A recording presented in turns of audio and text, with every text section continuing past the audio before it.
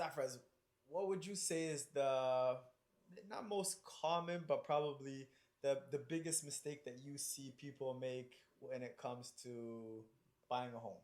I think the number one thing that we see most of our first time buyers and buyers in general do is start actively searching for homes without getting an actual pre approval from a bank or a mortgage broker. That's definitely top one for us. And what's the problem with that?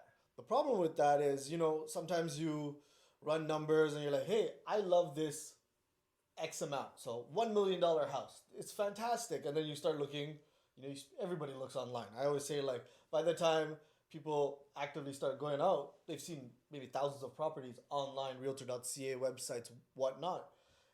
You get this idea like, hey, I like this $1 million home. So you set your expectations at that price point, and that gets you a certain amount of things, right?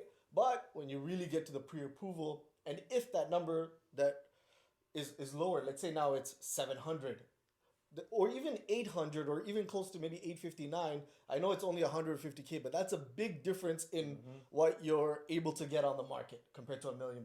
Yeah. Right? So now you might be looking, maybe it's a 3-4 bedroom detached home, let's say, at around close to a million, but now at 850 you might be in a semi-detached.